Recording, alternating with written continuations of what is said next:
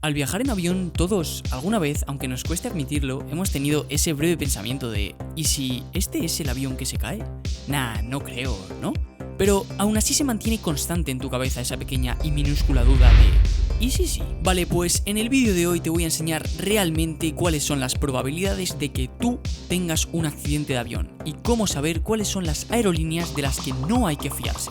Así la próxima vez que viajes estarás, o no, más tranquilo. Bueno, antes de empezar, deja que te pregunte, ¿sabes cuándo se considera un accidente como tal? Pues se define de la siguiente forma y te resumo. Si dentro del avión alguien sufre lesiones mortales o muy graves como consecuencia de recibir un fuerte golpe o de alguna explosión, eso será considerado accidente, o también si la aeronave sufre daños estructurales que requieran de una reparación importante. También se considerará accidente si el avión desaparece o es totalmente inaccesible. Y un incidente es cualquier suceso imprevisto que no sea lo suficientemente grave como para entrar en la categoría de accidente. Ten en cuenta que esta definición se aplica a las estadísticas que veremos luego. Un suceso en el que en un aterrizaje forzoso se cause la muerte de un pasajero será considerado como accidente por el hecho de haber un fallecido. Entonces, ahora viene la pregunta. ¿Cuál es la probabilidad de sufrir un accidente de avión? Bueno, pues para empezar hay que analizar varios puntos. El primero es los pocos años que la aviación ha tenido para mejorar, ya que la aviación comercial se desarrolló tal y como la conocemos hoy en día tras la Segunda Guerra Mundial, a partir del año 1945, hace unos 75 años más o menos. En estos últimos 75 años hemos visto cómo la tecnología ha ido avanzando de manera exponencial, y con este avance la seguridad ha aumentado también muchísimo. Por ejemplo, en esta gráfica se representa los accidentes por millón de vuelos. Como puedes ver, en 1970 ya eran muy bajas las probabilidades de sufrir un accidente, 6 accidentes por cada millón de vuelos. Bien,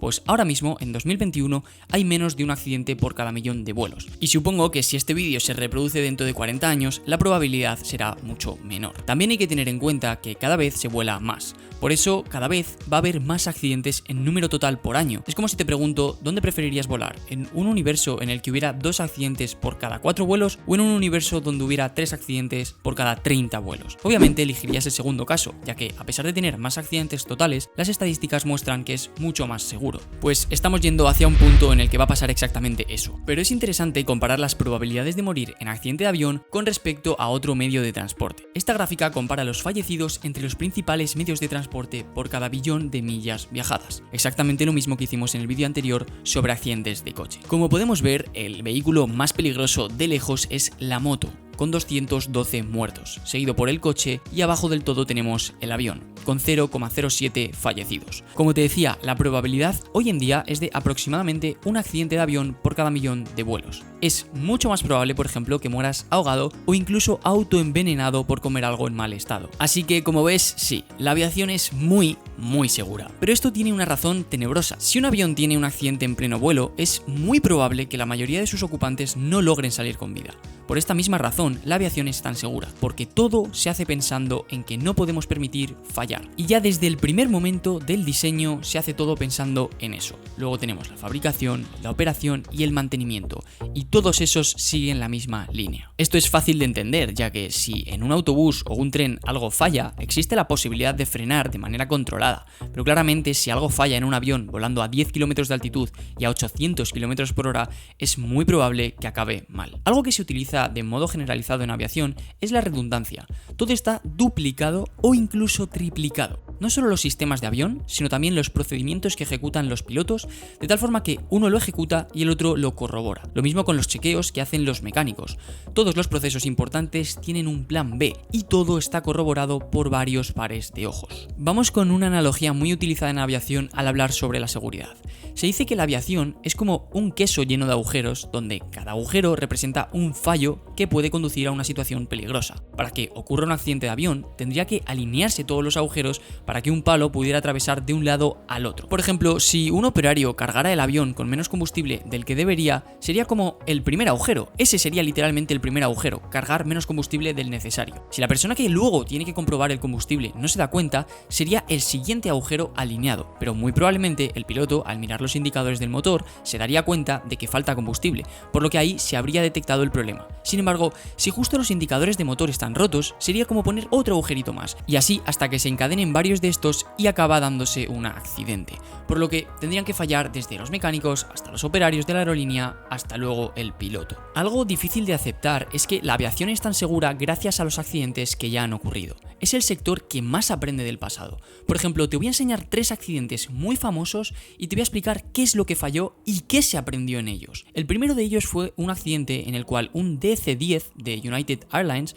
experimentó una falla catastrófica del motor central, montado en la cola. La explosión del motor ocasionó la pérdida de los 3 sistemas hidráulicos que daban control al piloto sobre los estabilizadores de cola. Tras la explosión hubo graves dificultades para controlar el avión. Tuvo que realizar un aterrizaje de emergencia donde de los 285 pasajeros, 110 fallecieron. Este accidente es un claro ejemplo de un error de diseño en el cual se pensó en la redundancia poniendo 3 sistemas hidráulicos, pero que pasaban los 3 por el mismo lugar, un punto crítico que si se rompe ocasiona una falla catastrófica. Hoy día, gracias a que ya ha pasado eso, se estudia para que no suceda. El siguiente accidente fue en 2008, trágicamente familiar para la mayoría de nosotros. Un MD-82 de Spanair se estrelló después del despegue en el aeropuerto de Madrid. Los pilotos perdieron el control de la aeronave como consecuencia de la entrada en pérdida inmediatamente después del despegue por no haber puesto los flaps correctamente.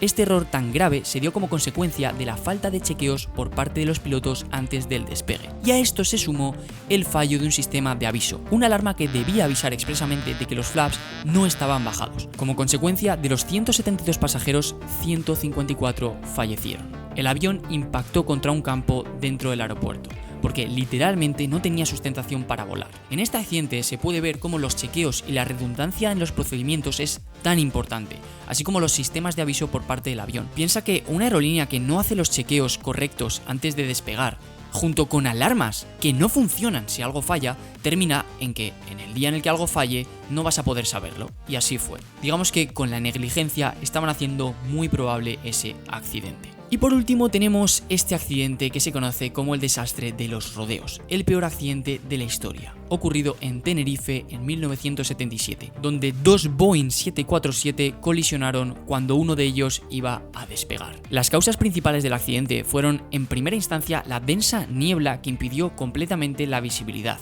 los fallos en las comunicaciones entre los pilotos y los controladores y los factores humanos, que hicieron que uno de los pilotos decidiera despegar en condiciones de incertidumbre.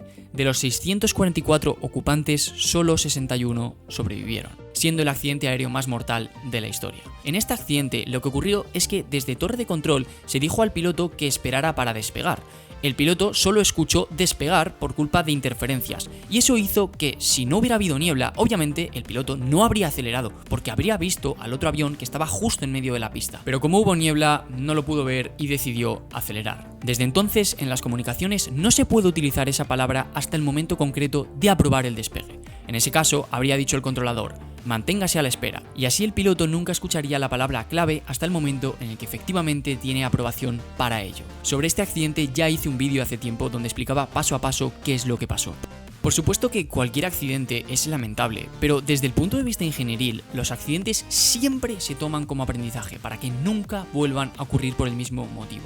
Esa es la razón principal por la que los aviones son tan seguros, por la cantidad de fallecidos que llevan a la espalda. Para que te hagas la idea, cuando ocurre un accidente se abren 2 investigaciones paralelas. Una jurídica que se encarga de buscar culpables y otra aeronáutica que solo se centra en encontrar qué falló para prevenirlo en futuros casos. Es curioso porque hay una estadística que agrupa los accidentes por el momento del vuelo en el que sucedieron. Un porcentaje de en torno al 10% se accidenta en despegue y en primeras fases de vuelo. Un 40% aproximadamente es en crucero y un 50% en aproximación y aterrizaje. A velocidad crucero, un avión vuela a 800 km/h y 10 km de altitud, así que los accidentes que ocurren ahí suelen ser siempre catastróficos. Sin embargo, en despegue y aterrizaje, que hemos visto que más de la mitad de los accidentes ocurren en este momento, el avión no va muy rápido y vuela bajo, por lo que puede intentar un aterrizaje forzoso y evitar que fallezca la mayoría de los pasajeros. De hecho, así es, como te voy a enseñar a continuación, pero antes deja que te comente otro punto importante. Un avión se pasa horas y horas volando a velocidad crucero, mientras que el aterrizaje y despegue ocurren en minutos. Entonces, al acumular tantas horas de vuelo a velocidad crucero, al final es más probable que algo falle, pero como tal, sin duda alguna, el vuelo crucero es la parte más segura. Tiene sentido, puesto que el avión está lejos del suelo u otros obstáculos y lleva una velocidad constante y estable. En el despegue o aterrizaje, el avión está cerca del suelo y a baja velocidad. Y como vimos en el vídeo de los apagafuegos, volar a baja velocidad y baja altura es lo más peligroso de todo. Mira, te presento a continuación la lista de todos los accidentes registrados en avión. Si por ejemplo nos fijamos en 2019, de los 15 accidentes, 4 ocurrieron porque el avión se salió de la pista al aterrizar, uno de ellos fue por un intento de secuestro, 5 fueron al despegar, donde 3 de ellos fue por culpa de que se rompió el motor y en uno de ellos el motor se rompió al impactar con pájaros. Este de aquí es el Ethiopian del Boeing 737 MAX. Este de Havilland se rompió en mitad del aire, el de Ucrania se quedó sin combustible y los demás fueron en aproximación. Como puedes ver, en todos, absolutamente todos, han pasado cosas muy extrañas. Por ejemplo, el Boeing 737 MAX utilizaba un sistema que claramente funcionaba mal y que aún así logró certificarse como seguro. En este caso, la historia habrá cambiado a partir de este y el siguiente accidente que tuvieron con Ethiopian Airlines, ya que fue sin duda un escándalo por parte de las autoridades. Y esto hará que se creen procesos para evitar que esto vuelva a suceder. Luego, en el de Bangladesh hubo un intento de secuestro, algo muy excepcional, y en cualquiera de los demás se cumplen varios sucesos excepcionales. De todas formas, algo que quiero comentar es que la seguridad aérea depende mucho de en qué país se esté volando. No es igual de seguro volar en una aerolínea nacional de España que hacerlo en una de Venezuela. Por ejemplo, en la siguiente lista se recopilan los países que más fallecidos han tenido como consecuencia de accidentes de avión. Si te fijas, Estados Unidos es el que tiene el mayor número de muertos, porque claro, aquí hay que tener en cuenta la cantidad de vuelos y aviones que hay por país. Si ajustamos cada país con este dato, la lista se ordena más o menos como cabe esperar.